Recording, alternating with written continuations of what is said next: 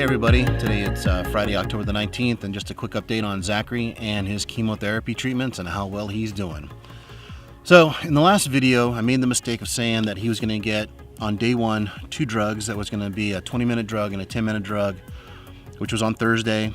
And then on Friday, he was to come back on day 2 to get the 10-minute drug again. And then on day 8, have the 10-minute drug, and then on day 15, have no drugs at all. So my mistake was that he actually didn't have to have chemo on day 8, nor will he have chemo on day 15. It's just clinic visits and lab work, so blood draws and making sure that everything looks good. So yesterday he met with his oncologist. Blood work looks great. White blood cell count, red blood cell counts all look good. Liver and kidney functions look good. Phosphorus looks good. His chromatics look good. Everything across the board looks great. They were just a little concerned about his heart rate being a little elevated, but they're thinking that it may be because of one of the drugs that they had actually taken him off of. So they've given him some his blood pressure medication as a precaution to not cause any damage to his heart, because one of the drugs actually on the previous rounds of chemo 3 years ago could potentially cause some issues with his cardiac function later on in life. So they're actually giving it to him now to prevent any type of damage or any type of stress to his heart. So it's all precautionary. It's nothing to worry about just yet. But he has double and triple checked his heart rates today with the heart rate machine that we have at the house, the blood pressure machine we have at the house, and blood pressure looks good. Heart rate is almost back to normal. So it could be just white coat hypertension. He does get a little stressed out when he goes to see his doctor. Another good update is my sister will be coming up from California to visit my boys. I let it slip yesterday to Zach that his aunt was coming up.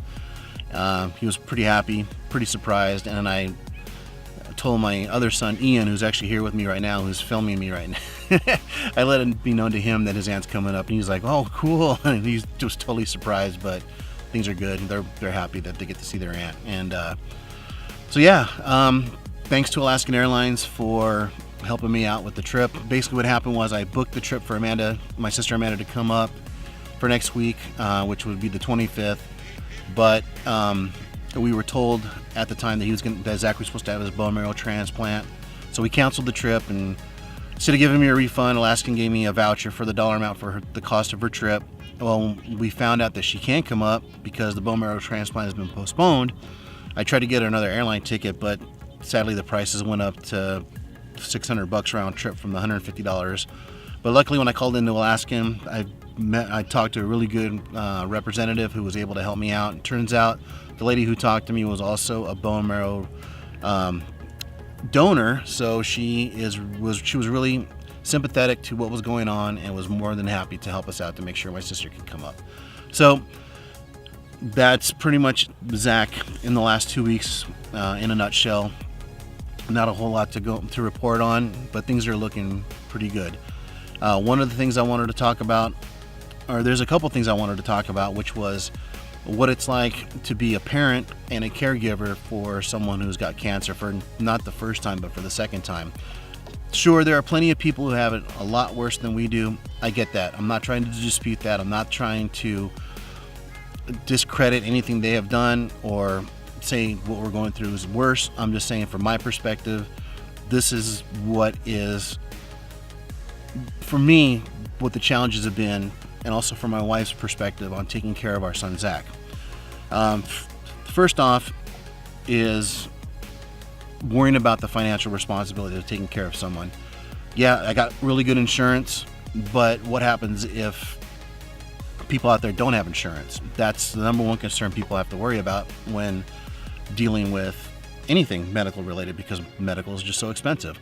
Well, luckily, and a lot of people don't know this, if you ask your hospital or your care provider if they have financial assistance, or if you have a social worker assigned to your case, chances are they will let you know that you may be eligible for financial assistance. So that takes the worry off of how am I going to pay for treatments.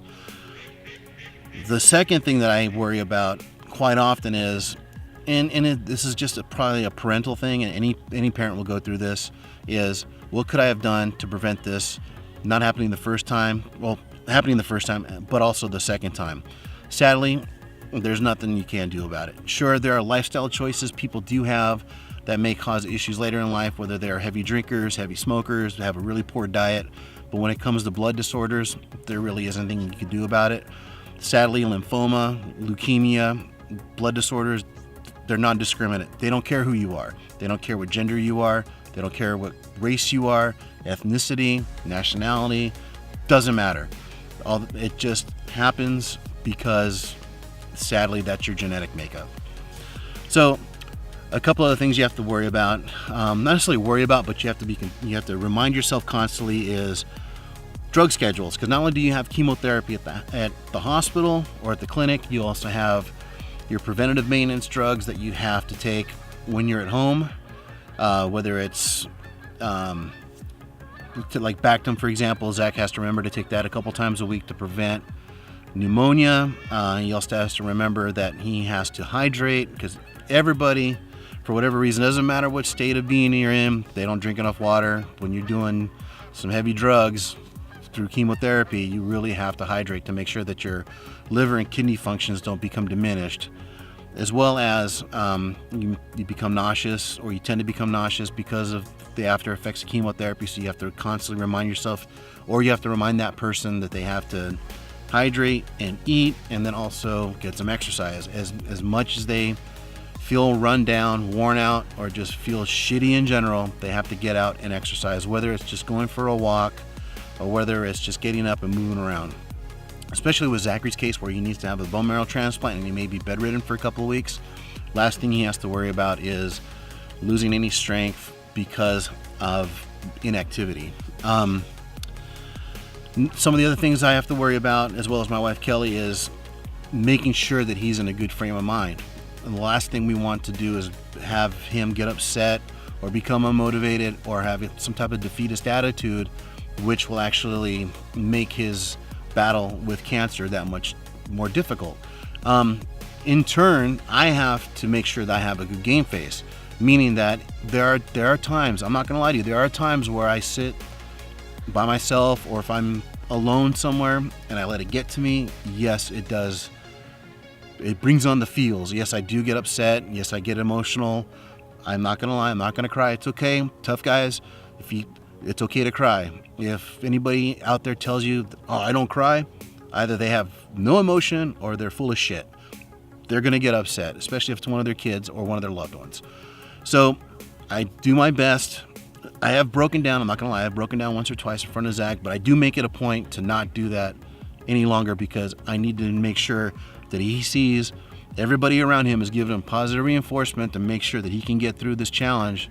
Again, he knows it's going to be tough, but he's got a lot of positive reinforcement, not just from his family, but from his friends, to make sure he can get through this again. So another thing that my wife Kelly and I worry about is, or we get concerned about, is when Zach is feeling run down, he's feeling emotional, or he just doesn't feel well in general. Whether it's, after a day of chemo, whether he feels upset because he can't go out with his friends or he can't go out in general, we have to make sure that we got to let him know, like, hey dude, we understand this you have to understand it's just a short-term thing. It's not long-term. We're past the hump. We see the light at the end of the tunnel. We're almost at the end. So again, it all comes back to positive reinforcement and making sure that everybody understands in our household that it's going to be fine. Everything's going to be great. Things are going to work out perfectly. It's all going to work out in the end. The one thing that I personally get really upset about is all these armchair oncologists who keep telling me that if my boy takes CBD oil or drinks alkaline water, that it'll clear up his cancer. If you boneheads were really that smart, you guys would work in oncology. I understand CBD can help with pain management. I get it. I am not against it. I just think that foregoing chemotherapy and using this route is not going to fix anything. So that's all I'm going to say about that. And then lastly, the one thing that drives me absolutely bonkers is, not really bonkers, but I'm actually relieved about it now. There's all these fair weather friends I had at one point in time who are no longer around. who basically have come to the conclusion that since I can't give them anything that they want any longer, that they're not going to be around, which is great because that's just dead weight. I don't have to worry about them any longer. So again, to recap, just for me personally, the challenges were making sure that I have my game face on for my boy, that way he stays positively motivated to get through this. Worrying about the financial aspect. Luckily, I've got friends and family who help us out with that. Worrying about Zach's mental state of being and whether he's focused and looking towards the end goal and whether he can get through this. Not being emotional, meaning that there are days where he has his challenges and he gets upset and he gets mad and he may lash out. I need to remind myself repeatedly that it's not personal, just let it go. And later on, we're good friends again and we're eating chicken wings or whatever. No big deal. And most of all, just not feeling guilty. I mean, that's the hardest part. Anyway, I just want to thank my son Ian for coming out and helping me with this video today. You're welcome. Anyway, so again, I'll do some videos probably. I don't know if I'm gonna do any over the weekend because I got some other things I got to get caught up on. But my sister's coming into town next week, like I said earlier, and I plan to shoot a whole bunch of stuff while she's in town, and hopefully we'll make a really good video next week. So also, this is the first time I'm shooting any video with my Sony a7 III, and I hope it comes out good. And I'm using it on my Ronin S gimbal. Yeah, it's stationary, but my son Ian said it was a little heavy. It was having a hard time keeping everything in frame, which is fine. It's all good. So anyway, you guys take care of yourselves, and I will talk to you again in the next video. Awesome. See ya.